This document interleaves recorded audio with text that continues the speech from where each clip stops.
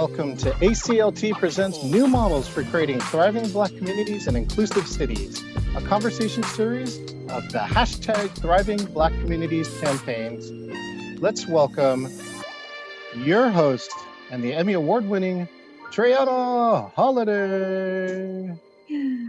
Hi, everyone. Oh my goodness, John, thank you so much. Always amazing introductions. And we just want to start by thanking you guys for joining us. This is the final part in this 4-part series, and it's been amazing. As John said there, we want to make sure that you guys know to keep the conversation going using the hashtag Thriving Black Communities. All right, well, you guys, this is really exciting. This is the new models for creating thriving Black communities in inclusive cities. This 4-part virtual conversation series has been hosted by Africatown Community Land Trust with nonprofits from 4 historically Black neighborhoods across the country. These nonprofits include Southwest Georgia Project, Houston Land Bank, Hill CDC, and Avalon Village. Today's conversation, Healing and Building Community Through Art and Creative Placemaking, is the final conversation in our series, and perhaps maybe the most important one. For the past 4 weeks, more than 300 people from all across the United States and the world has come together to discuss how we preserve the legacy, affordability, and economic viability of our Black neighborhoods. We started with a conversation with civil rights activist Shirley Sherrod from Southwest Georgia Project, who walked us through the history of Black land ownership. She and ACLT CEO Wyking Garrett stressed how the land trust model could be used to protect land for Black farmers in the South, as well as for residents here in the Pacific Northwest and elsewhere. During our second session, Krista Stoneham from the Houston Land Bank in Houston joined Wyking, where they shared about their work to reframe the narrative around our Black neighborhoods and to make sure that we build affordable housing and that we also build places and legacies in that building. Last week, we got to check in with Mariba Millions from Hill CDC in Pittsburgh, and she and Wyking talked about the importance of being intentional in our economic development planning so that we do the work to support Black businesses and entrepreneurs, and it not only builds community wealth, but is undone further down the line. And finally, today, Wyking and Avalon Village founder and CEO Mama Shu will discuss how to use Black art and culture to build safe, beautiful spaces of comfort and healing. Well, after Wyking and Mama Shu speak, we want to open the floor up to questions from all of you, because of course we want you to be a part of this conversation. In fact, we're going to start right now. Like I said in the chat, tell us where you're from. Tell us if you've already been a part of this conversation series, one of the biggest things that you have taken away from these amazing conversations. And if it's your first time, you can also tell us, what you're looking to learn in this conversation series. If you're from an organization, please let us know as well, because we want to be able to uplift all of you. At the end, you will have an opportunity to make a direct impact to this work by making an investment to ACLT and Avalon Village. And of course, as I said, be sure you use that hashtag Thriving Black Communities as we continue these conversations online. Well, we're going to start right here, and I'm going to give you a short bio of each one of our speakers so that you can be familiar with their work. First, our guest. She is a mother, a community activist, president of the Highland Park Board of Education, and the founder and CEO of Avalon Village in Highland Park.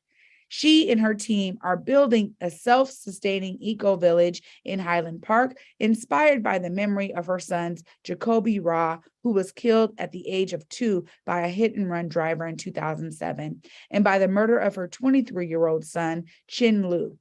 Rather than falling into despair, she chose to heal and honor the memory of her sons by transforming blight to beauty and uplifting her community. Her inspiring story has been featured on The Ellen Show, NBC Nightly News, and other media outlets. Let's welcome Shamayim Mama Shu Harris.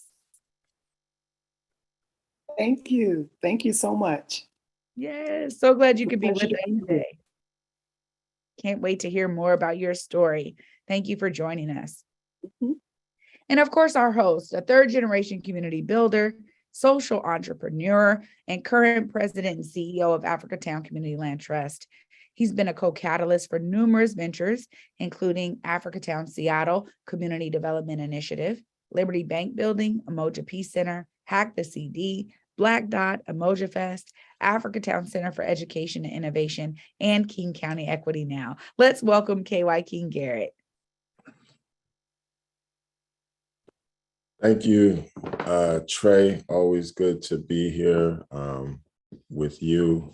Definitely thank you to the whole team behind the scenes making this happen, and great to be here with Mama Shu to have this important discussion around our creative, kind of outputs and our need for healing and our need for restoring and rebuilding our communities and how all these things integrate. Well, I'm looking forward to this discussion. We're going to get it started right now. Our first question, obviously both Detroit and Seattle have rich Black musical history. Can you both speak to the significance of art in your own personal life and how it has informed the work you do now? I'll start with you, Mama Shu. So for me, thank you. Thank you so much for this opportunity. I am certainly glad to be here. And it's good to see you again, Wyking. I remember you came, and it was maybe about a year ago or so, we saw each other and you came to the village. So art has always been a part of my life. I'm actually a creature of beauty and comfort and order. And so I've always been able to look at something and find the beauty, whether it was, tore down, whether it was blighted, but I've always been able to find some space for healing beauty to come out. So that is just, I was always the person that decorated, was in the art stores and things like that at an early age. And I just always have had an appreciation for the sight of beautiful things. Oh, amazing, amazing. Thank you so much, Mama Shu. Great intro to get us started into this conversation. Wyking, I'll toss it over to you. How has art kind of been a significant part of your personal life and inform the work you do now? Sure. Great question. So for me, the early, influences really were my father, right? And so my father, Omari Tahir Garrett, he is, well known for his community work and, activism and fighting for our people. But he really is a true Renaissance man, and so just growing up in our living room, there's a B3 Hammond, there's a drum set, and he's inviting his different friends over to, play, right? And he's also a visual artist and a painter. And so, there's art supplies, paints, things on the, his art on the wall from a young age. Those are some of my earliest memories. I grew up in the 80s, so hip hop, came into my life, Beat Street, came out, I think 1984, and, breakdancing, that's what it was. And it just evolved, in the hip hop in terms of being more involved as, an artist or MC, and eventually kind of into the industry. And so then when I, come back to, my community after being gone, a lot of that gets kind of integrated into the work. And so, just approaching things from a hip hop perspective, even just the idea of Africatown, we think about how many different places in hip hop have been renamed without going to any petition in any, government, administrative body. And eventually that becomes a internationally known name for that place, where you're talking about Philadelphia, for Philadelphia, or, so many other, places. And so I'm just taking that approach of taking what you have, working with it. One of the early institutions, Umoja Peace Center, was built around recording studio and giving young people access to be creative, as an entry point, and replacing negative culture with positive culture. And so, yeah, that's some of that. That's kind of the personal and then kind of work journey around music or arts, as a sense of place. Thank you so much for that. And I think it really sets our conversation up nicely because we now want to really hear about the history of the organizations. Why it was important for both of you to do community development in a way in which you're not just putting up buildings, but creating living monuments that honor our past and the legacy of those who came before us. I'll go ahead and toss this one first over to you, Wyking. Sure. I mean, you said it, living monuments. When we come to our work, we didn't want to just become, museum pieces, and statues and plaques and murals in a community that we used to be. It's one thing for young people to go and see Jimi Hendrix guitar on the wall, right? It's another thing, and read about him. It's another thing for them to be able to do that and then go into a studio and pick up a guitar, and make music and really honor the legacy by keeping the energy, dynamic and moving and in motion in real time, right? And so, my father was the founder of, led the African American Heritage Museum that's at Coleman School, led the occupation, and the whole idea was to be a world-class museum and cultural center, right? So that in that space there would be studios, art studios, recording studios, film, video production studios. So as our young people are made aware of the many contributions of Black people, particularly in the realm of arts and whatnot, that they would have the facilities again to take that inspiration and make new things out of it, right? And so that is from an institutional level, and then just looking at where are we reflected in the built environment, right? And so all design is really kind of a form of art, and we know that the original architecture and things of that nature, we look to Africa, to Egypt or Kemet, but when we look into our communities, often we don't see ourselves reflected, even, we see us taking over and repurposing things that were designed for someone else's, centering someone else, right? Or, and their values and their culture, in our community. Like one of our preeminent, cultural institutions in Seattle is Langston Hughes Performing Arts Institute. Now that was a former synagogue, and you can see that reflected in the design and how it was structured initially, right? And so again, as we migrated, we kind of took what was there, but what does it mean to actually design centering Black well-being and Black ways of being, as others have, right? And so when we begin to think about the buildings that we're erecting, we wanted to look at how can we be represented in the design of, again, the built environment, and then creating spaces where that culture and that history is happening actively, and cultural and creative generation is happening because our just way of being is artistic and creative, and we know just the style, and we're constantly creating new language, new ways of displaying our wardrobe and things of that nature, taking whatever we have. And so just creating space for that is important too. And then also incorporating our actual artists and people that make our community beautiful. And so ultimately, Africatown is about, making space, creating space, holding space for the beauty, the brilliance and the best of the Black experience, regardless of time and location, and to have that be regenerated and renewed. Yeah, absolutely. That definitely speaks to the living monument piece and that history and legacy. Thank you so much, Wyking. Mama Shu, same for you. When you think about the ways that you do development, you're creating those living monuments that honor the past and the legacy of those who came before us. How do you guys do that work? So basically from the history of Avalon Village, I actually watched it for about 4 years, the actual block. And just like a lot of people do, they just, they drive by it. Oh, that looks a mess. That block right there surely needs to, get fixed up. Somebody needs to do something about it. I was born in Highland Park, and I was living on Rhode Island Street.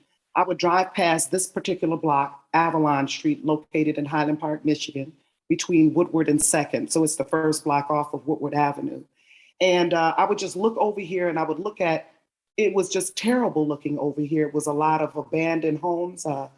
It was boats in the vacant lots. There were mattresses, sinks. It was just really, really a depressing sight to actually see. But I was watching it for about 4 years. In 2007, when my son Jacoby became an ancestor, he was actually hit by a car when he was 2 years, 1 month, and 6 days old. And so this street that I watched, you know, I would always think about, I'm going to go over there and build a village. I was like, nobody loves the block because it was totally dead, abandoned. And to me, it was just barren. And I was like, wow, I want to go over there. And this is all my thoughts for the whole 4 years living on Rhode Island Street, which is on the other side of Woodward Avenue. And so I would just drive by. So after Jacoby became an ancestor, I remember driving by on my way. I was administrator. I worked in the school system for 27 years.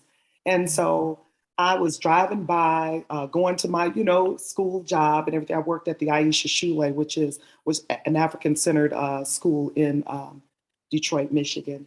And I just wished to be over here. And basically, I just kind of conjured myself over here. I began to actually see the beauty, what I could build. I want to get a homework house over here for the children. I can see a park being there and just this and that. I would drive down the street and have coffee and sometimes sit on the corner and just kind of envision things. So when my son did become an ancestor, I recall 6 months after, I happened to be doing my ride and I looked over and I saw a dumpster in the first property that I acquired on Avalon Street. And I saw a dumpster in the driveway. And I was like, wow, they're selling that house. And I looked at this house. I was like, okay, I'm going to put my ministry in there. I've been a minister for 20 years last year. And I said, I'm going to start my ministry there. And we're going to go over there and clean up this block and make something beautiful for Highland Park. And so I saw the dumpster. I was so excited. I made a U-turn, came on back down, and I saw it was for sale. I called the broker and the house was like $5,500. And so I told him I had $3,000 and I didn't have nothing. You know how you just like, okay, I got the money, but then it made me race to get the money. So I said, I have $3,000. They said, okay. And then we closed. I recall using my work check. I had a state income tax check that came. It was like $462. And my girl from Chicago gave me $1,500. She donated $1,500 and I was able to acquire the house. So when I came over here, I got that house and simultaneously I built a park for my son, Jacoby Ra, and named it Jacoby Ra Park because he was hit by a car. I wanted to build somewhere safe for young toddlers under 5 with playground equipment off of the street. So it kind of sits back and they have all of the things that they need to play with and just to have fun and exercise and be healthy and be with your family. But my goal was to basically transform blight to beauty. One of the things that I realized is that I didn't have to live and I didn't have to look at a mess. I know that our city, the financial constraints that we were under, couldn't afford to, get grass cut all the time. So as a citizen, I wanted to do my part and make things better and make things more livable because I know that I deserve this. I deserve this sitting on the porch and not watching and looking at a mattress every day or looking at a rat's nest across the street, just looking at all this blight. So my thing is that I did that for myself and I did it for the community as well, because I knew that I wanted to live better. And so that is one of the things that drew me over here. And I knew that I wanted to somehow replace or put alternative things on this block that Highland Park had lost. Library, the school system was up under emergency management, just all of this loss that was happening. To me, this was fertile grounds this was actually one of the most notorious blocks in in Highland Park. I was a police officer for 6 years and the First Lady Chaplain, actually, of the Highland Park Police Department. And I recall my chief when I was, going through training and then just working, he was like, Harris, he said, that's one of the worst blocks on, in Highland Park. And so I didn't know that. So I got to say that intuitively I came over here. And also I felt that it was my duty as a citizen that I wanted to pitch in and help. So actually I was drawn to this block, not knowing that it was many murders. This house that I'm sitting in right now, this is the homework house, that somebody got killed. It was a 19-year-old on the second floor. They sold crack. It was just that type of block. And so people would always say, oh my God, you over there on Avalon Street. And now they can't believe what is going on over there, because this was a block that was highly feared. People was in bushes with guns, and it was gangs. They busted out all of the street lights so that they can actually, so that crime could happen. And so I have to say that I didn't know that it was that, that type of energy when I came over here. But then I learned that this was a space where, unfortunately, a lot of men became ancestors. A lot of young men became ancestors in this space. And I began to learn about it. And so basically, that was my thing, is just to take a chunk of what I felt that I can organize and that I could just do my part and come over here and just do that, as well as just develop. And the very first thing that I built and that we built, and when I say I mean we. So, but the very first thing in my vision was to actually erect the homework house, because in any city that you go to, and if you're raising families, you're going to look at the school system. And our school system was under emergency management at the time. So that was this is the very first entity. It was also a house that was on the demolition list. And it was just brick, as strong. And I was like, they can't tear this house down, and so we were able to get it off the demolition list. And so this was a property that it was boarded up and everything. It was burned. There was squatters in it and everything. But I knew where I wanted to take this. And so I was just patient. And that was my goal, to come over here and just make something beautiful and to help restore this piece in Highland Park. And I just continue to do things to heal Highland Park, because it feels like we just been through a battle over here, and there's so much loss. And to me, there was nowhere to go but up. I felt that this block was a phoenix rising, as well as many other blocks here in Highland Park. And I wanted to do my part. Wow, Mama Shu, thank you so much. I mean, you just kind of answered some pieces of this, but when we think about Avalon Village, there's so much history there, and it's just amazing to hear all the work you're doing there. But you also just completed a music camp for young people. You're creating the Goddess Marketplace, an economic development initiative for women made from shipping containers.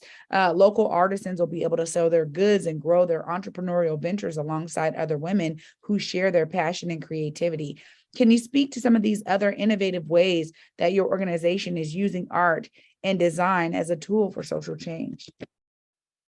So one of the things that I want to mention as it relates to social change, and this has been something that I've been working on actually for years, was, and this has something to do with the design, it has something to do with infrastructure, and it has something to do with some basic needs that a city should have, which is streetlights. Unfortunately, in Highland Park in 2011, our streetlights were repossessed because of, no funding. We could not pay that electric bill. So what happened was that they came and actually repossessed the lights in Highland Park. Approximately 1,200 poles were actually removed so that we wouldn't continue to use electricity. So something had to be done.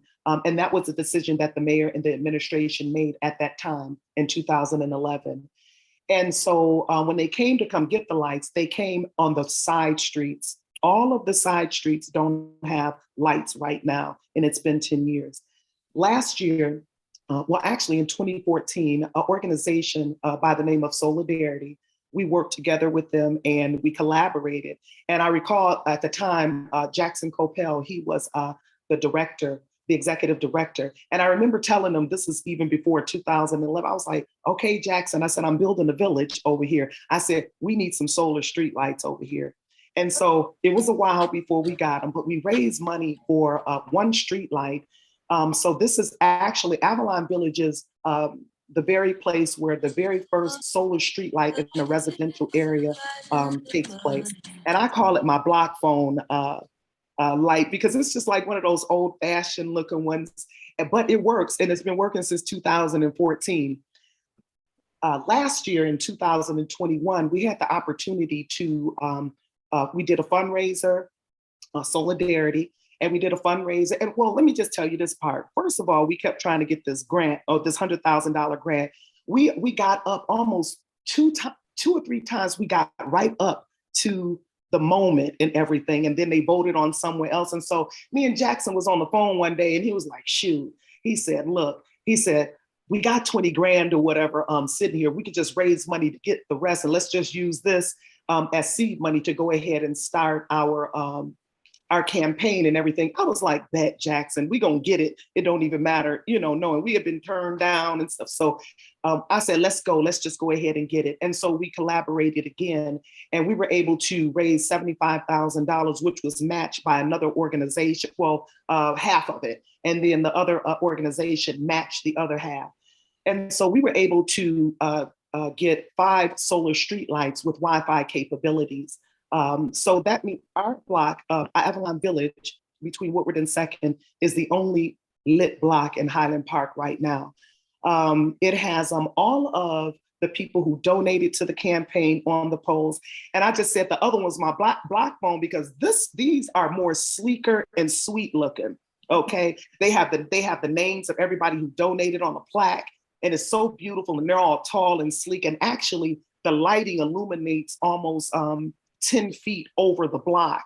So it is just so beautiful. So when you ask about ways that we're able to transform things socially, that happened. And I felt that we as citizens, if that's what we wanted and that's what we need, then that's what we deserved. We went out and made it happen.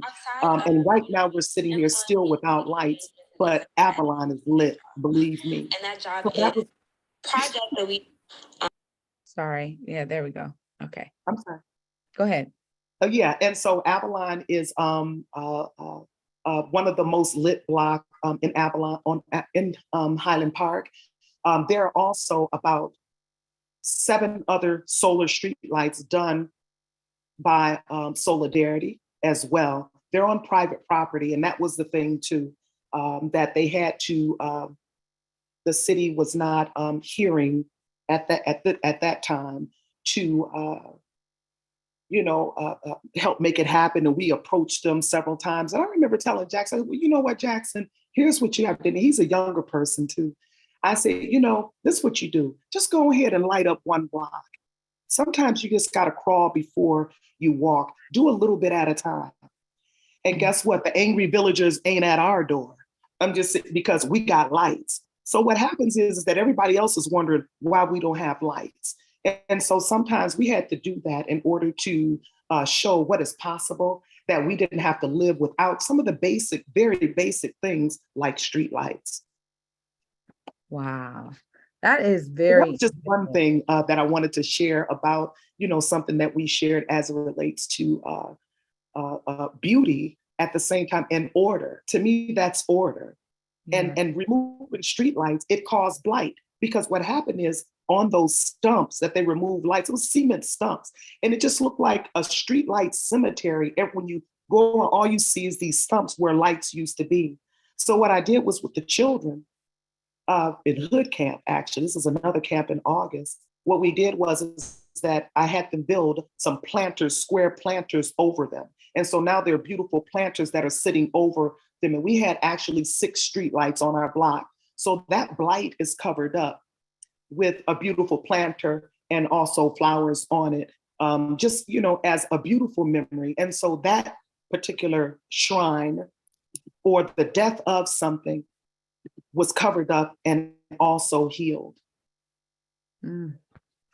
That is, I mean, that's what we're talking about when we think innovation. And I love how you also infuse it, talking about using Wi-Fi, solar panels. I mean, these are the things that we get to do now with the technological advances that we have in our society. So thank you so much, Mama Shu, for giving us those examples of how you're being innovative there at Avalon Village. Wyking, I'm going to come right to you here because ACLT broke ground on Africatown Plaza in February. This is a development which will not only offer 126 units of affordable housing, commercial and community space, but it will also integrate multiple public artworks, murals, and art collections. Can you speak to, this and other innovative ways that ACLT is using art as a design tool for social change?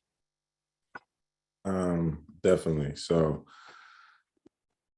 I mean, I think the art is, again, just going back to the point of honoring us, right? Honoring our ancestors, honoring our journey, and giving a sense of meaning. It should never be as if we were never here. And we know that gentrification, in many ways, is ethnic cleansing and erasure, right? And so we even see in the real estate industry where they come in and they rename places, right? Like NoHa, they tried that one, north of Harlem or North Harlem, right? They renamed, I mean, just the idea of, just renaming the places that we exist in now, right? These were not the names that were called by the indigenous people. And so, being able to put, again, our experience, our journey into the environment around us, to give those positive inputs and reflections is important. And so building off of Liberty Bank building, we had 9 community-based artists do art to tell the story of Liberty Bank, which was the first and only Black bank in Washington State, second west of the Mississippi. And we kind of got in that process late because it was a community, kind of struggle and effort to get to where we were, and some things were already designed. And so really the opportunity there was, more of after the design was done. So there's a, beautiful mural on the building by Al Doggett. There's art inside by many artists from the community, including Inye Wakoma with Wanawari, who is a longtime artist in the community, is on the call. Shout out to Inye.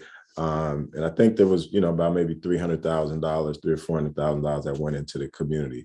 But when it came to, and then in between that, before Africatown Plaza was actually built, you can see, if you look at my image, you can kind of see a little bit, we did a temporary activation to really represent what we had gathered through the community process of imagining and designing, imagining a future, that includes us, that reflects us and reflects our best. And the ideas that came out of what people wanted to see in the future, we did a temporary activation on the site of Midtown Center before it was demolished for redevelopment. And a lot of people, were like, well, why would you do something like this if it's going to be torn down? And it was really about projecting our, vision for the future, onto the future. It was temporary in this space, but the ideas were adopted. And so now you go to 23rd and Union, and on the buildings that have already been developed by Lake Union Partners, you see Black images of Black, people from the community, life done by many artists there.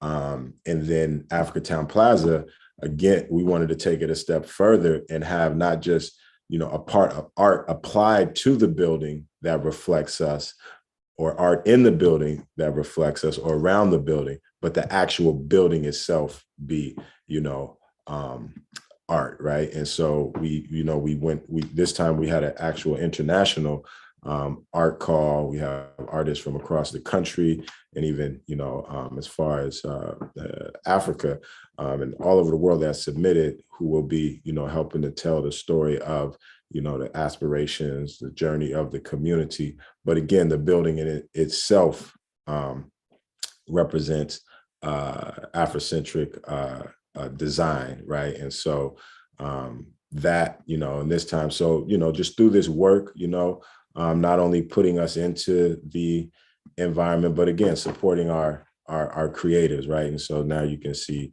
that image and through the process and the website, you'll be able to understand what the inspirations, for that building. But this building looks different than any other building, in the area, because it is reflecting our own, design aesthetics, and ways of being. So this is some of the ways, and we want to continue to evolve, and so just looking forward to continue to have the, our design in our community. I think another aspect is giving the community voice and tools to express itself, because again, the way we exist is art in itself, but it's not often able to be translated into certain spaces. We've been maybe limited to stages and music and maybe some fashion aspects, but why is this also not reflected in every aspect of design, from the building design to product design? Everything that's not growing out of the ground has to be designed, right? And we have our own unique, aesthetics and perspectives that are very, very,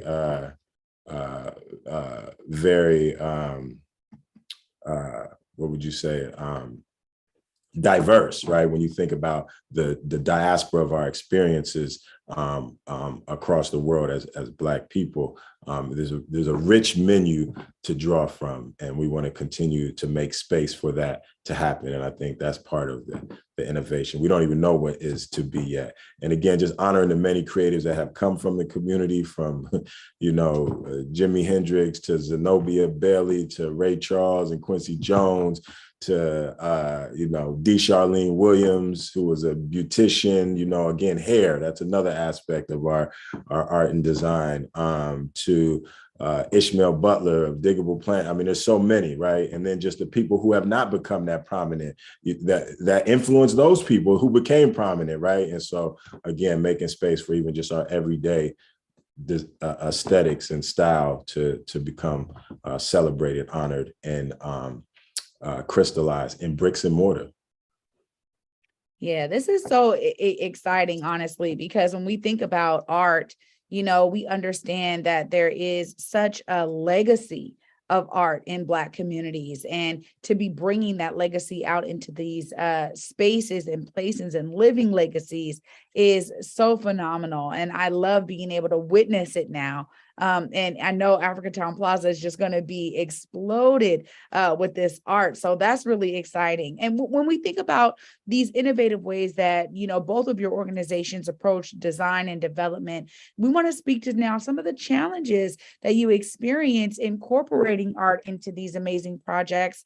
When you think about, arts and culture integration in community development work, I'll send this over to you, Mama Shu, right here for this one.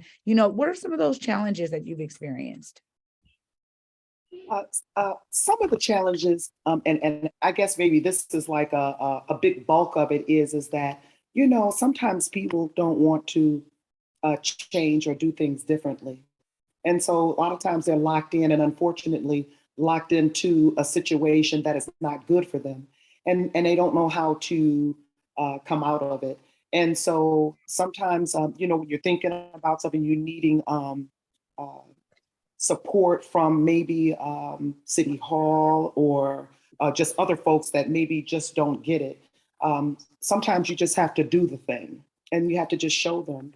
And that is one of the things that I felt that we had to do to show them, because this project is one that I intended to be infectious, for people to actually see what they can actually do with the space, their own living space, right in their own backyard, right in the lot right next to them, of what they can do. But if you don't have the support of maybe the city officials at that time, I have support, more support now. But at that time, it was a pretty tough. Like I said, even about the street lights, we went in there like, hey, let's start them, but that we had to do it some other way to basically show. So those were some of the challenges too, when maybe your other people are not ready, but you want to, bring something a change, about a change. So there's a struggle right there in itself of just belief systems of people wanting things to stay the same and not wanting to move, and also outdated ordinances and things like that that don't allow you to actually do certain things. I recall one of the challenges that I had with obtaining one of the lots actually right next door to the Moon Ministry, which was the very first property that we obtained for the village, is that I was trying to get the side lot. And then sometimes when you don't get everybody working the way that they're supposed to be working in the office and you're putting in these applications, it's just a lot of red tape in the beginning. Just trying to get things done. It is just so rough. And then sometimes when you go to the counters, like, you can't do that. And in my mind, I'm like, okay, that's all I say, because I already know what's going to happen. You know what I'm saying? I already know that I'm not going to stop. So, and it's always other ways. And so I got in trouble for putting up that very first street light because I didn't own the lot yet. It took so long. And I'm like, you know what? There was a 30-foot sinkhole right down there in the street. The street was dark. Plus, there's a school right across the street. And I would sit on the porch and watch these kids go to school every day, and they would walk down the block. And then I put wood over the sinkhole because I didn't want them to be hurt. And, children are very, very, inquisitive. They want to go poke around and everything. Also at night, when there's blight and there's no homes, there's no lights, even on porch lights or anything. So cars would race on down. They would actually run over the actual barricade, wooden barricade, and just roll over it. And so there was some trouble then. So my $250 lot back then, it cost me $1,000. I got a ticket. I was going to get a ticket for, they called it trespassing. And but I was the only one that was going to be able to get the lot and everything. But that was just a challenge. But I wanted it and I purchased it. And it was just by any means necessary. Since then, or whatever, I have purchased it and got that out the way, as well as 45 other properties on the block to be able to build and do whatever it is that we want to do on there. So sometimes the belief systems and people just think that you can't. And sometimes folks are just flat out just stuck, and they're stuck in the poverty ways and everything. And it's just so very sad. So the thing about this development is that it's to a show me, like, you can really do this, and you could just be a regular, you could just be a regular old mom like I was, like, hey, we can do this, and just pull everybody together. So that was one of the challenges as well. Sometimes obtaining the property to do the things that you actually want to do. Amazing. It sounds like you were finding all of the creative ways to get around all those challenges. That's art in itself. But, exactly. That's an art in itself, navigating all, just Black people surviving what we've survived is an art in itself. But I just wanted to have an opportunity, because I don't know if this was said clearly, that despite all of the challenges, Mama Shu, what is Avalon Village today? What have you been able, you mentioned just, one property, and then I heard you just throwing 45. So can you really let people know, from that first property that you bought, where things are with the Avalon Village today? So the very first one that we got was the ministry.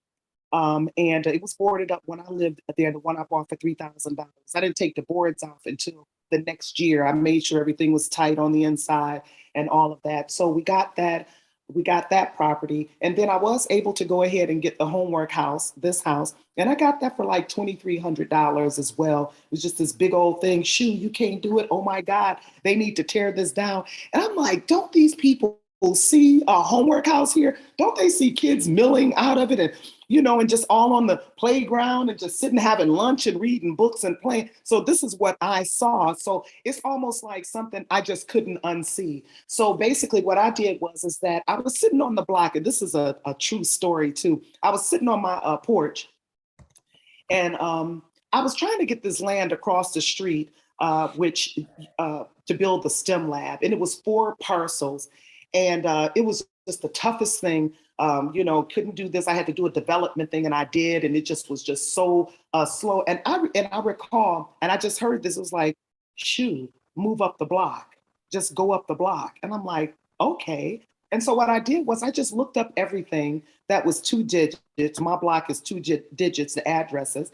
And so I looked up everything in the Wayne County Land Bank, and I also looked at the Michigan State Land Bank, as well as the city of Highland Park. And what I did was that I kind of did this, what do you call it, like an aerial view. I had my civil engineer friend take a picture of of my whole block.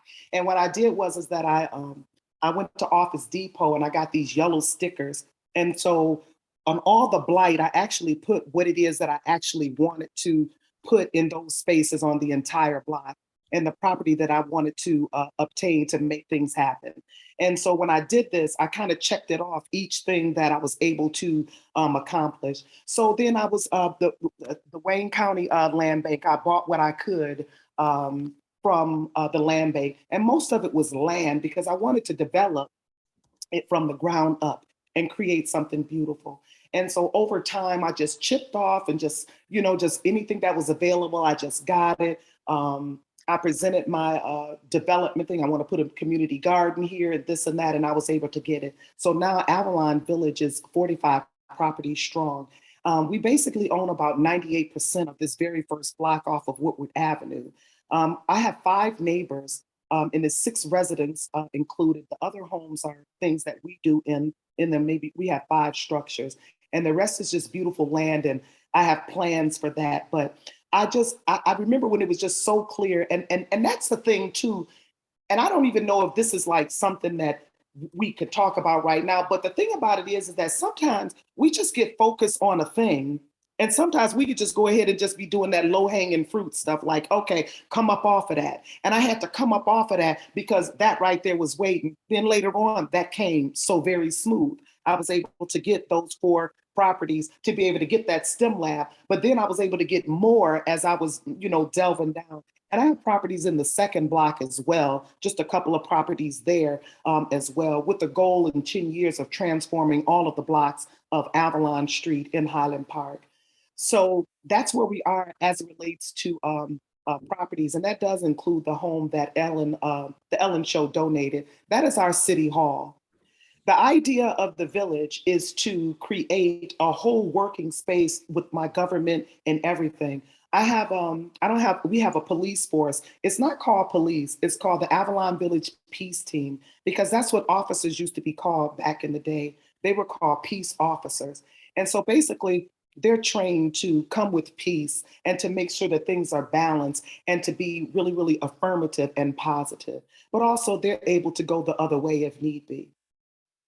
Wow. So phenomenal. And I love how you said that, Wyking, because that in and of itself is art, right? And, this is just such an amazing example of what can be done when you take that determination and utilize the resources you have. And like you said, I love the yellow sticker story, chipping it off 1 property at a time, knowing exactly how you can look at the entire whole of the block and think about how to redevelop it so that it's really purposeful and, becomes one of those essential blocks for the whole community. Thank you so much, Mama Shu.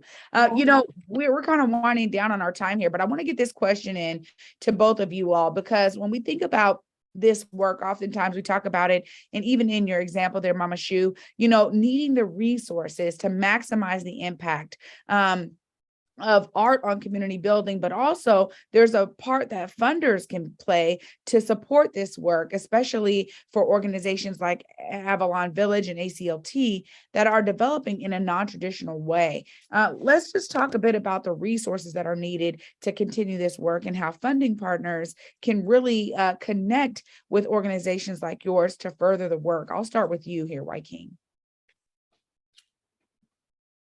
Sure. I mean, I think one of the things is that we need to approach things from a reparative and a restorative framework, right? Communities have endured significant, extraction of wealth, equity, since we've been here in this country. And so,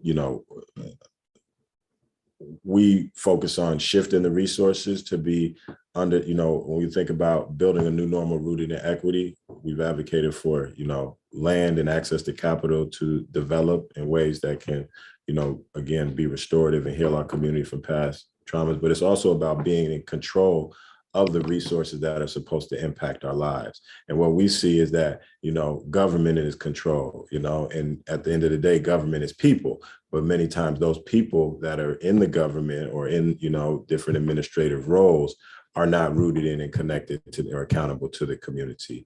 Two, when we get to the nonprofit or the nonprofit sector, we've had many nonprofits, build themselves up as on our behalf, our intermediary. They're helping us as if we can't help ourselves, as if we haven't been, again, innovative, creative, and helping ourselves to survive the consistent and continuous attacks on our well-being, throughout our time of being here. So again, shifting those resources. Right now, there's more resources that have been allocated by the federal government in my lifetime, right? With the, ARPA, the American Recovery, Act, and then the infrastructure bill, right? That's over $3 trillion that's been, put into the country and into our communities. We need to be making sure those dollars are being directed toward this type of development and lifting up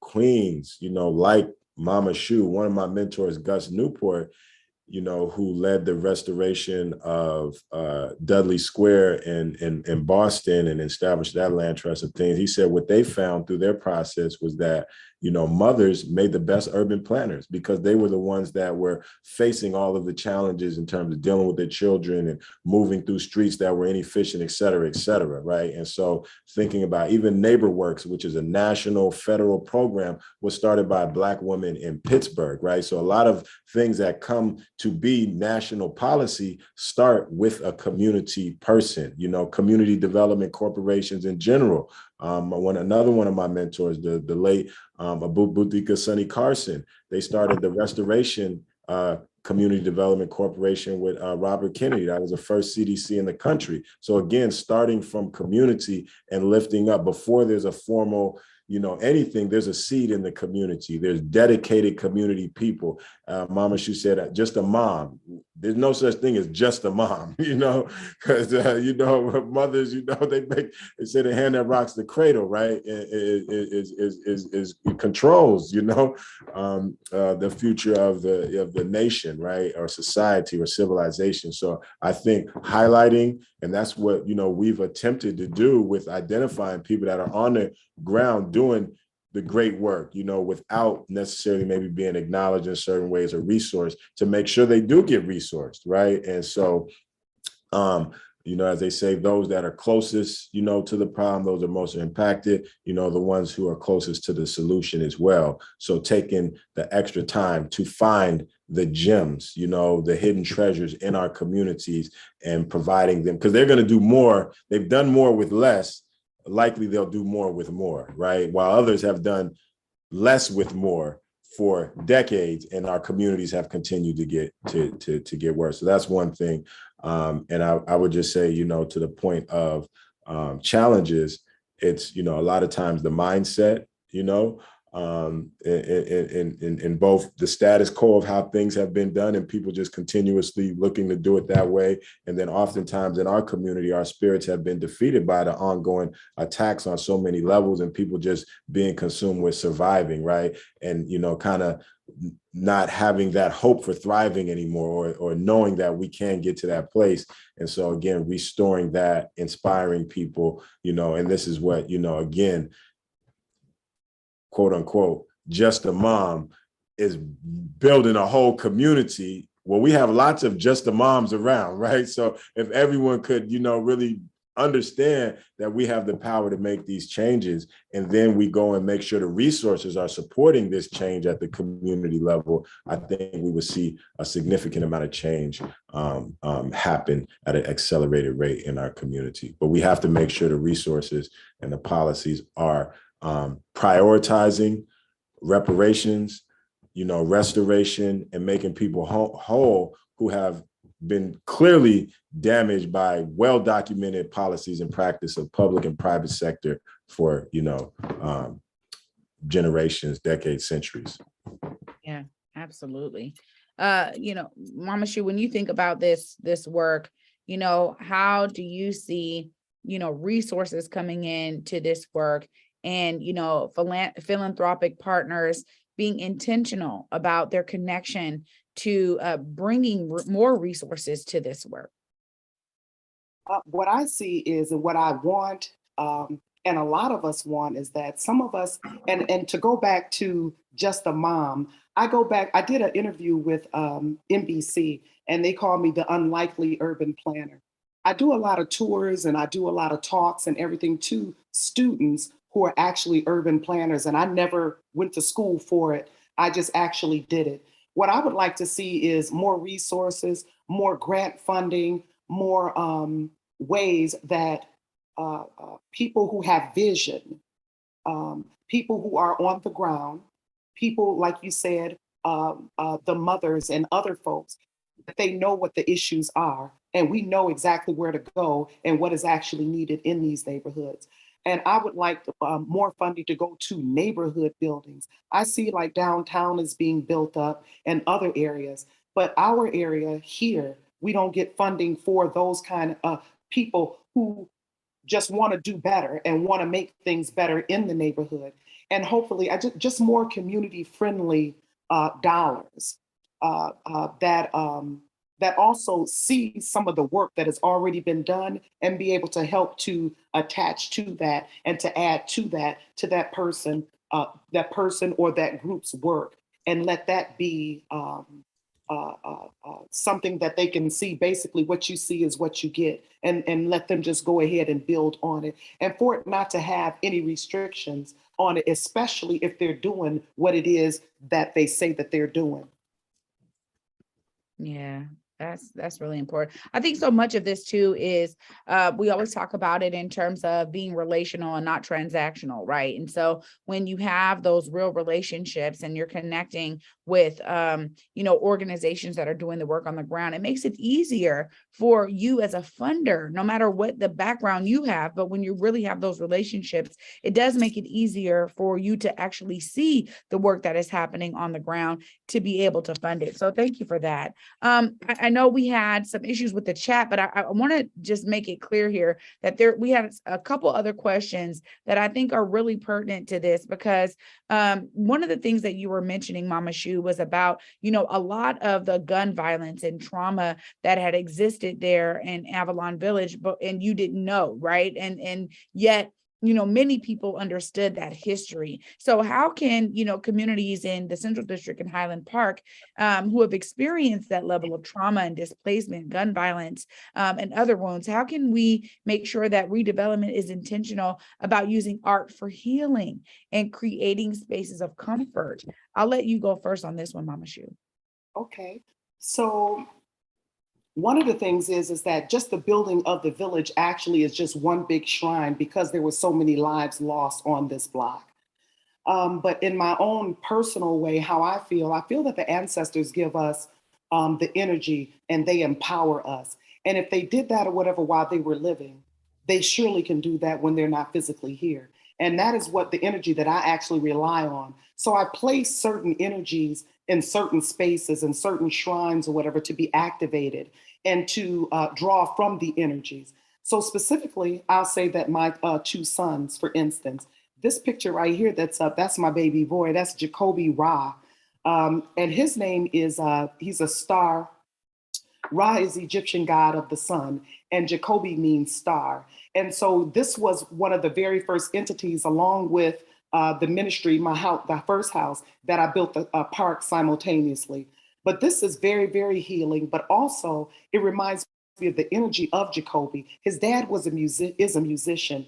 And so even the music camp is called Sunboy Records. And I created a record label for children musicians, so that they can make records safely, so that they can not be exploited, so they would learn to be an entrepreneur, eat right, and everything if you're going to be touring. Those are some of the things that came out of that experience. But like I said, the way that it happened, he was hit by a car, but that space is for concerts. I marry people there in the park. We have free Wi-Fi, so people sit in the park and they just enjoy the park. And so that area, so therefore I feel my son's energy as well. And also it's shared. And that has been a healing journey as well.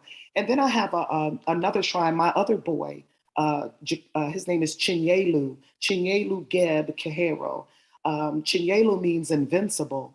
And he was definitely my Aries boy. He was something else. He was just a fireball. And so we built a shrine, but what we did is that we got a volunteer carpenter and we got Chinyelu's friends. And Chinyelu's friends actually helped to build his shrine. They helped to clean out the area for his park. There's flowers and everything, like 8 or 10 raised beds.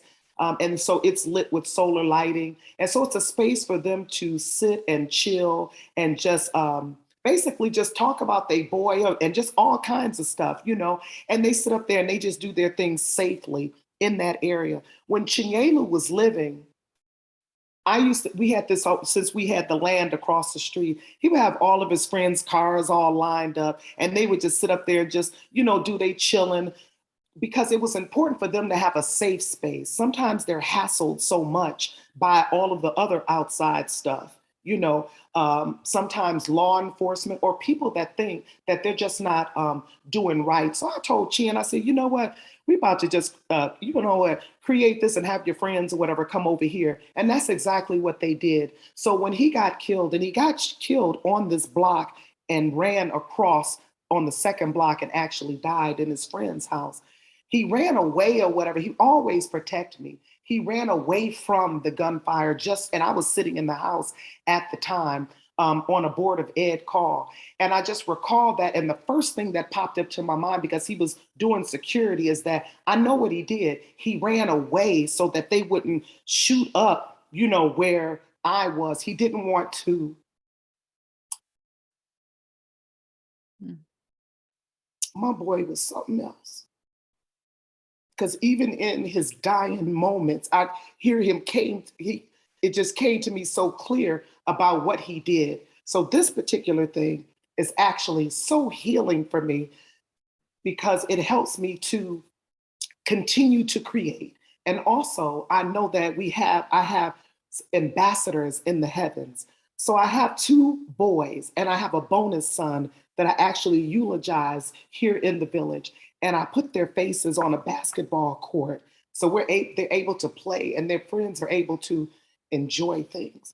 And so we just need that because there's so much grief surrounding that gun violence and all of that these children, and especially these young men, they don't know what to do. They don't have a space to actually heal. And so that is what we do. And so and so basically what I show them is that death is a part of all of this of life and we have to embrace it all. So I want you to sit in it. I want you to drink your douce in it. I want you to have your spliff in it. I want you to plan and do things in it and just engulf yourself in it because it is a part of what it is in this lifetime right now that we deal with.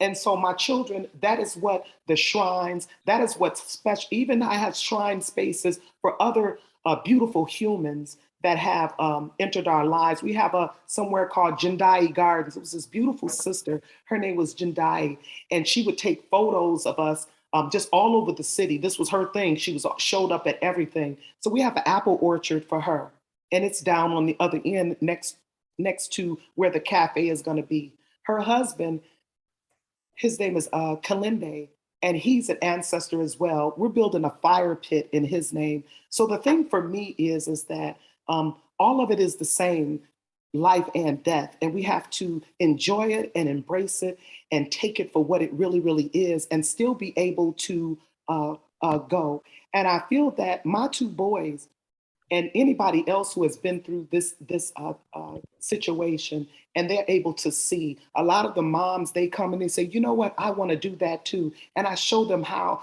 they can start, because they don't know where to start. And you have to do something. When something like that happens, you got to do. It's just so much on you. You need to get it out. And so to me, grief and joy is the same.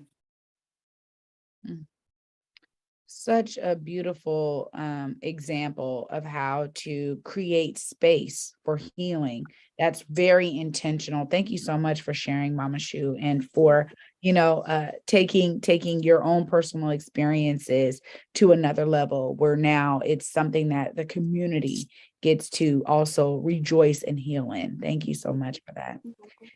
Wyking, when we think about gun violence, we know that we talk about this all the time here in Seattle, the Central District, South End, having this kind of history of gun violence. How do we take that trauma and utilize art in our spaces to really be healing spaces for all of that's experienced in our society? That's a good question, and I can't say that I have the answer yet. We've had a lot of losses. Just last week, I had one of my nieces, a community niece that was raised, through our house, and everything was just found shot dead as a part of a double homicide in a car. And her father was actually he was the bass player that used to come to our house and play with my father. And I think about this, yesterday was the 5th was the anniversary of one of my younger cousins who passed last year, and his son passed the previous July, so July has been a rough road recently. What I know is that it has to be something that is embraced by those who are impacted, right? So it's not just, sometimes people have an intention, we're going to put this up, we're going to commission this artist to do something in the name of this, but it doesn't really connect with the heart and soul of the community and the everyday people of the community that have been impacted and lived through, the good, the bad, the joy, the pain of the community, right? Because, obviously, Jimi Hendrix is always going to be on a mural, Quincy Jones is always going to, but there's so many more people that were beloved to our community that are not known, at that level.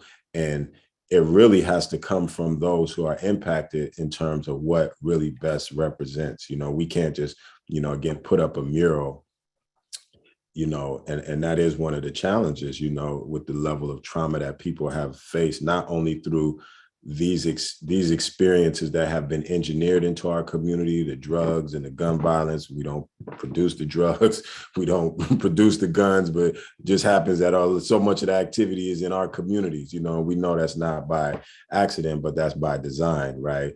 And then the another design, intentional design, which has been to displace us from these communities, and the way that it's happened has been very traumatic to people. So even as we do these projects, there are people who have not yet found it safe for them to come. They don't feel safe in the community. They feel that they're like, foreigners in the community, that, new people are looking at them like, what are they doing here? The change is just, the restaurant they knew, the corner store they knew, the different things, they don't feel connected to anything new. And so as we build things new, which we always should renew. I mean, the cycle of life is about renewal, right? How do we, do it in a way that, the people also are the art again, right? It's dynamic. It's not static, right? Again, it's not static, right? It's dynamic, it's moving, it's living. And those are the people that are living, right? And so the community is the canvas, and the people are both the creators and the art that is created. Now, how do we get back to that? In a situation where we're so, we're still being systemically excluded and attacked. And people feel that, right? They can't always articulate it, but they feel it. So this is really where innovation and creative and working with the community directly to come up with these solutions. We don't know, one of us has all of it, but among us and within us is all of it, right? And so how do we get to that? How do we tap into that, when so many have been, pushed to a place of tapping out, right? And that's what we've seen, and so it's challenge. It is a challenge to get people to tap back in, whether communities were allowed to, go down so much that people that wanted a certain type of life, they just left, right? And then those are the community builders, those are your doctors, your entrepreneurs. And so who's left in the community, and so that is a challenge that I don't think, we necessarily have the answer to, but the answer is, again, among us, within us. So I think getting together, which is another part, so it's not just about putting up the static things, but actually creating the spaces, the street festivals and, things that we do to bring us back together. Because in our interaction, in our connection, that's what it's really about. And we're just striving to, again, connect us with better images of ourselves, better experiences with ourselves, so that we can heal, restore, and create even greater, right? Let our future be even greater than our past, because it's powered by that past. So I don't know if that was a specific answer, but it's the reality that, just because we put something up doesn't mean it automatically connects. So we have to stay connected in the process. And that's another thing for us. Development is a long process, right? Yeah. So, the time you get some people's ideas to the time that it comes into reality, there's a gap in there in the type of development that we're doing, right? So how do we, again, maintain the connection? So one is restoring the connection, and then maintaining and sustaining the connection. That's an ongoing creative way that we have to do that. And I think it's giving everyone a brush, giving everyone an instrument, letting everyone have the opportunity to contribute some of their energy and their perspective and value is what makes people feel more connected. And that's the solution to me. That is, forever being developed. It's like a living document, it's not static. Yeah. Thank you for that. And I think you're right. It's, it's one of those kind of things that's tough to answer because it's something that's ever evolving. So thank you both for those answers. We got a couple minutes left, but there's another question here that I think is so pertinent. I'll direct this one to Mama Shu. And if I have time, I have another one I want to direct to you, Wyking. But Mama Shu, when you think about all the work that you're doing, what is the end result? What is it at mass scale? What does it all the way look like for people to be able to envision with you in terms of Avalon Village? You get all the resources you need, you get the property you need. What is that final product in terms of, the impact to community and what you're looking to do at Avalon Village? So the whole big goal of Avalon is to basically show people how they can transform their own blight to something beautiful. So they can do something as simple, even like I said, starting from their vacant lot, even their own backyards, land around them in your own neighborhood to start building up there. But the goal and the vision for Avalon Street, there's 4 blocks of Avalon Street from all the way from Woodward Avenue to Hamilton. And they have a lot of vacant land and some houses that need to be torn down as well. But my goal is to create, this particular block is mixed use. And so I'm just putting all kinds of basketball courts, like I said, the cafe, STEM lab, we have the village hall there. So that is what this is meant to be. This is meant to be the quote unquote downtown area of the village, the very first block. The second, third, and fourth block, my vision is to transform that blight into beauty by adding energy efficient housing and also street lights, more street lights down on the other blocks, an urban garden, and also a playground family area on each of those blocks where they have their, their own. Of course, they can come down here on the first block as well, but that's how they would be organized. And then also changing all of the blocks name to Avalon Village. We were able to go to City Council last year in 2021 in September and to actually change the actual name of Avalon Street to Avalon Village and Woodward Avenue. So maybe next, when you come up here, you'll actually see that change. I'm supposed to be getting that sign maybe in about 2 weeks, and they're going to come and the city will be putting it up. So that was really an accomplishment in addition to the infrastructure. But that is the total goal of this project. And then also, I also speak and also advise and consult on how people can start with what they have in order to build the village. Some people want to know, how do you do this? And, what do you do to start and everything? And so, just basically showing folks how they can actually do that. And like I said in the beginning, this is something that I wanted to be infectious, to basically help to have something beautiful in Highland Park. A lot of times we just get so dogged out about, our surroundings. Highland Park ain't this, it ain't that, and it's all of that. And so basically to help to be a shining example of what we could be and what we are and what we can actually evolve into, just with a little vision and also with a lot of hard work and just consistency and focus. Yeah. Beauty, beauty, beauty. I'm gonna squeeze this in here, Wyking. Really thank you for sharing your losses. Me too. I just was at a funeral this week. My cousin was shot and killed, and I realized that oftentimes, as somebody who's so heavily involved in this work, we always go back to what can we do more? How can we inform the next generation about how to understand, all the passion that we're pouring into our community? Because oftentimes they don't really even see all that, right? They see the end result when Africatown Plaza is built, they're going to see that. But what is something that you would share with young leaders in terms of how they can, carry on these torches of the work that is being planted with Africatown Community Land Trust, how they can, utilize, your model as a way to infuse their own leadership? I will share Mama Shoe with them, which is what I'm striving to do right now, to be, and that's just being real, because if you go, a lot of us have heard about Detroit. Highland Park is like, it's weird. It's a city within, it's a municipality within the city of Detroit. So for everyone else, it's Detroit, but I'm sure I don't want to say that in Highland Park, right? Because they would say this is Highland Park, right? And it was a prominent Black community, actually, right? And so, but then when you see what has happened, and in many places, North Philly, Cleveland, many places, we give up, and we forget that we have built things, with less, right? And that's, again, the whole spirit of Sankofa, the principle of Sankofa. I would give them that principle as well, to look back.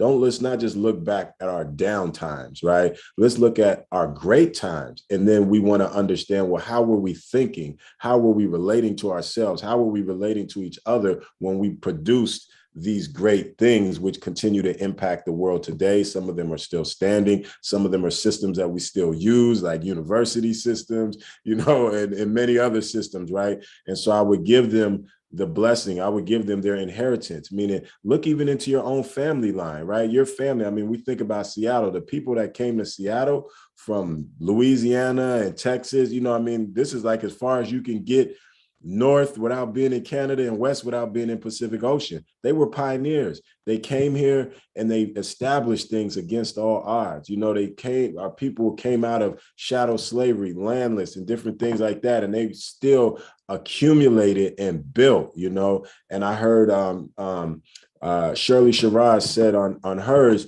coming out of slavery, our people had, two major focuses: get education and get land, right? And so again, giving them the access to the knowledge, of the past, so that they can activate it in the present, knowing that this is what's in them, giving them the ability to tap into themselves and tap into each other, power, right? Because our young people are still moving the world, right? In many ways, their culture, their energy is powering whatever they put their energy to, positive or negative, becomes something that is many others, adopt and take on. So if they put it into building their communities, and that becomes something, right? And understanding that, generational wealth and different things like that. And so I would say, people say hope or vision, that there is possibility, that they have the ability to imagine, design, and build the life that they want,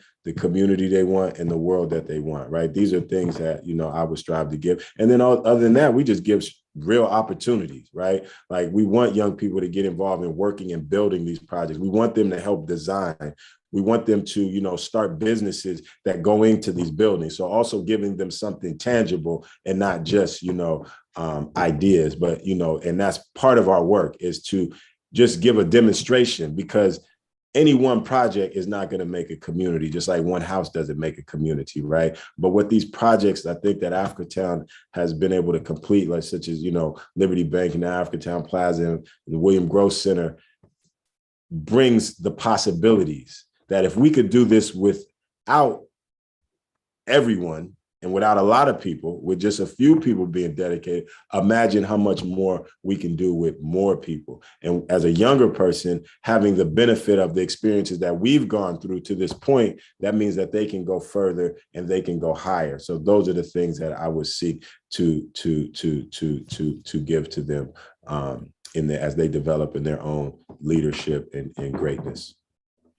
Well, this has just been so phenomenal. Thank you both. I know we went a little bit over time, but I had to get those questions in with y'all. And Mama Shu, I love how you said when you come, because I'll definitely be coming to visit Avalon Village already. I'll make sure I get connected and plugged in. But I just want to really thank you guys heartfeltly, because this conversation series, as somebody who just adores this work, I've been in this work. Wyking knows, like, I love this work, and to hear from so many people across the country, to understand how we are being intentional to build thriving Black communities across this nation is so inspiring, and it's important to uplift this work. Thank you so much, Mama Shu, for all that you're doing down there in Michigan. Of course, I will be there to come visit soon. And thank you again, Wyking, for everything you're doing for the Pacific Northwest. You both are really setting examples in such a high regard, and so many people really respect you all. We can see there was so much love in the chat pouring in for both of you, sharing your stories and the personal connection that you have to this work. So thank you both again. I now have the pleasure of introducing our board member vice chair, Auntie Jacqueline Armstrong. She's going to tell you about how you can make an impact into this work. Welcome, Auntie Jackie. Hey, thank you so much, Trayana. And I just want to say that the conversation, not only today, but the past 3 weeks, has been so informative. I have learned so much about the work that we're doing, and I'm so inspired. But right now, I want you to just take a couple of minutes to donate to these two organizations that are doing amazing work. And while you're going to the websites, and there's also links in the chat, I'd like to share with you my personal connection to the Central District and why the work of Avalon Village and ACLT matters. I grew up in the CD in the 50s and 60s and 70s when bell bottoms, afros, Black power, I'm Black and I'm proud. We were out there. We were proud of our culture and our heritage. And of course, being in the Pacific Northwest, well, we didn't get all of the latest on Black culture. We weren't Detroit, but we had a strong community. I grew up when it was 80% Black home ownership, when the community was a close-knit community. We enjoyed the culture. The music even reflected our community. We remember Jackson 5 and Curtis Mayfield, Keep Coming Up, Don't Stop, Marvin Gaye, what's going on? The music and the pop culture and all that was going on was part of my community that I grew up in. But I also realized that I'm a survivor of gentrification, not to say that gentrification is gone, but that I am still here in the same house that my parents purchased 75 years ago. And to go through gentrification, walking out into my backyard or my porch and seeing those ugly orange cranes all over the CD, just picking out Miss Jackson's house like it was a little stick and destroying it, clearing the land. And 6 months later, it's an aluminum building that has a price tag that says $800,000. I'm walking around traumatized. So the healing and building of a community has been so important because we need to be healed. If anybody has lived through gentrification, you know the traumatization of feeling like everything has been taken from you. We've been raped. Our homes have been destroyed and replaced with beer gardens and dog parks. What's going on? So now, because of the work of Africatown Community Land Trust, and yes, Mama Shoe, the Avalon Village, using Black art and culture to design those places of healing and comfort in the Seattle and Detroit area is so important. I agree with Wyking. We don't want to be museums and just art murals, but I know my healing has come from different major intersections in the CD, where I'm looking at Thelma DeWitty. She was the first African-American teacher working in the Seattle public schools, and she also was very active in the 50s as the Seattle NAACP president. Those murals at those major intersections are healing me. They're encouraging and inspiring me. And I understand that we also need to have creative places where we can show our Black geniuses, not just murals on the wall, Fitzgerald Beaver and George Jordan. Those are our ancestors. Those are our sheroes and heroes. But we have the next generation that needs to know that we also can create community building work that shows our creative genius. So as part of the Thriving Black Communities campaign, our goal is to raise $100,000 to support our community building work. I want you to embrace your power now and help to advance the initiatives that Wyking and Mama Shoe have discussed. Wyking and Mama Shoe can't do it all. And so your contributions, small or large, will help us preserve the legacy of Black Seattle in Highland Park. Reimagine Black Seattle. And any donation is greatly appreciated. I understand if your money is funny and your change is strange, but look, y'all, we all have gifts, talents, and abilities. Tap in, help with your creative genius and how we can create not just murals, but places that people will thrive and become entrepreneurs. So Africatown Community Land Trust and Avalon Village are both 501c3s, and your company might be one that matches employee donations. It's a great opportunity to take advantage of this type of giving program by donating. So again, while I'm talking, I hope that you're going to the websites. I hope you're looking at the links and chats and seeing how you can tap in. This is about struggle, and I'm telling you, people are traumatized from the gentrification of the Central District. My sister doesn't like to come because she says it's so depressing. But what we're doing is we're fighting back that. We are welcoming you back home. Seattle residents, we know that you have been scattered far and wide, that you're now in Renton and Kent and Des Moines and Puyallup. But come home and heal. Feel the healing process of all of the murals and images. We don't want to be images. We want William Gross Center, the Cultural Innovation Center, to become the catalyst for a Black ecosystem, the catalyst for where we can grow and show our Black creativeness. So please, right now, go to ACLT and the Avalon Village donate pages.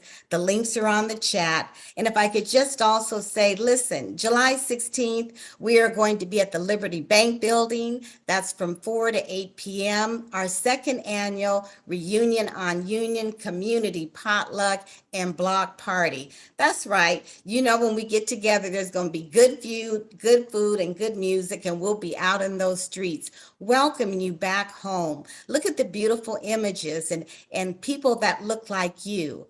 I am Africatown. You are Africatown. So what will be your role and how will you play that role to help us move forward? Again, I hope to see you at the Reunion on Union. Trayana, thank you so much for this time. And again, let's continue this work.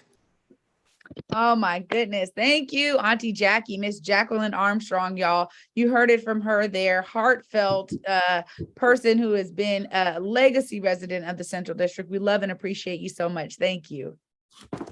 Yes. You guys, I want to thank all of you guys for joining us on this. All of you, I keep saying guys, but I mean everyone. We want to thank all of you for joining us on this 4-part conversation series. Honestly, this has been such a phenomenal time to learn, to grow, to imagine and build. As Wyking was saying there, we get to imagine, design, and build the communities we want to see. We really hope that you guys took some amazing nuggets of information, some inspiration for you to know how you can see yourself as a part of the solution during this series. I want to thank all of the guest speakers from across the country who have joined us on this amazing series. It's been phenomenal. We couldn't have done it without you, the audience. So we definitely want to thank you guys. Of course, continue this conversation using the hashtag Thriving Black Communities out there online. We want to make sure that you guys stay connected and plugged in to these kinds of topics. They are so necessary for us to understand how we are building our communities. We hope that you got that inspiration and that you'll continue to learn from each other, from our successes and our challenges. The collaboration is necessary, and let's build collective impact. Before you leave, we want to just let y'all know, I know we had to shut down the chat, but please take your comments into the online world using that hashtag Thriving Black Communities. Thank you all again. And we'll make sure that you guys know once we rev up another conversation series, because it sounds like it's going to be in high demand. Thank you guys. I'm Trey Holiday, and I appreciate you guys for being on this journey with me during this 4-part conversation series. Thank you to ACLT. Thank you. Thank you. And please, those that are still with us, leave us a comment about what maybe stood out for you, what you learned here, how you felt about this program. And I just want to share, I just want to, give gratitude to the team, to Mama Shu for joining us from Highland Park, and for the team behind us, Trey. Check Trey, the day with Trey every day on the Converge Media. She's one of our faces of Black media, queens of media here. Joanne, who has put this campaign together. John, who has supported, our technology, done a great job with our, video production. Mujali, with Black Dot and Outside Think, just everyone. Amber, everyone that has helped make this series, this initial series. I think it's important that we continue to highlight and share and have this knowledge sharing and connecting of brilliance. But just wanted to say thank you. So, please leave us a message. Do you want more? What was good about it? And much gratitude to our team at Africatown Community Land Trust. And definitely to our volunteers. We have some volunteers on the line as well. Ash and our vice chair of our board, Ms. Jacqueline. That was awesome, right? We might have you doing the hosting next time, Ms. Jacqueline. We appreciate you. Mama Shu, I hope I see you when you come to Seattle. Yes, I want to come. You are more than welcome. We'll make sure you get a really good, robust, tour of what we're doing here. I'm excited. Yeah, I got your number now. I'm gonna be texting you. I need to come over there to Michigan. Okay. Everyone, take one last chance to private chat your thanks to this incredible crew. Everyone here on stage, please take a bow, and we'll play it out here with the gentleman.